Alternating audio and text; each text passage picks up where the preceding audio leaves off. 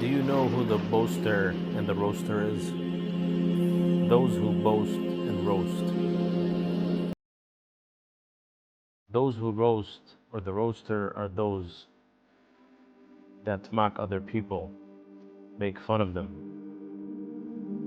Mockery in Islam is forbidden. The Prophet ﷺ said, two organs in the body lead most people to hellfire. It is our tongues and that which is between our legs. But subhanAllah, these days, if we get a certain job, if we make a certain income, if we do a certain career, then we think we're just way up there and untouchable. Yet we forget that we all came from sperm cell. And so for that, why should it justify that we should see ourselves better than other people? So in order for that person that has that kind of pride to raise themselves, sometimes they do it at the expense of putting other people down, or quote unquote, in this day and era, roasting them. And for some people, this could be a sickness of the mind and the heart, where it makes you feel better to put down your brother or your sister, hurt their feelings, insult them, degrade them. But in Islam, little do you know that that person that you may be putting down could be in the sight of Allah much better than you. Inna akramakum indallahi atqakum. So beware that you are not among those who degrade people, mock them, and roast them. Because at the end of the day, you might be laughing now, but on the day of judgment, they will be laughing at you. And if they were desperately looking for ajr and hasanat in order for the scales to be tilted in the direction of the good deeds, then trust me, they will not lose the opportunity to take your hasanat for the crimes that you have committed against them in the dunya. So don't let your hard-earned ajr go to waste. As far as those who are boasters, likewise the same.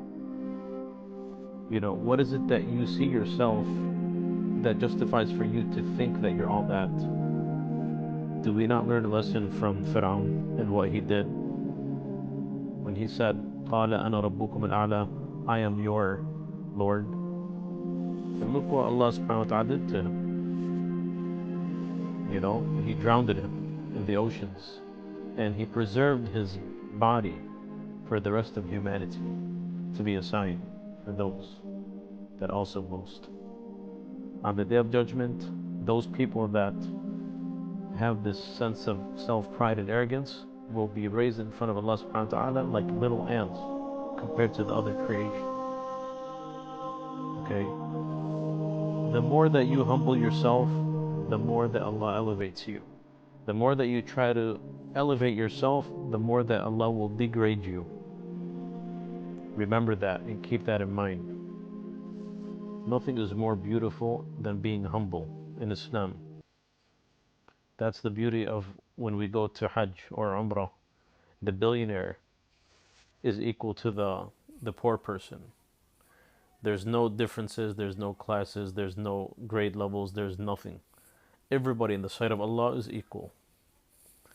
الناس سواسية كالأسنان. People are equal as the teeth of a comb. And sometimes this can lead us to do more dhulm when we have this sense of self-pride. And this is what made Iblis become among the people of the hellfire, because he had this kibriya. لا يدخل الجنة من كان له ذرة من الكبر. Even if you have an ounce of kibr, Jannah is forbidden upon you. Is it worth it? It's not.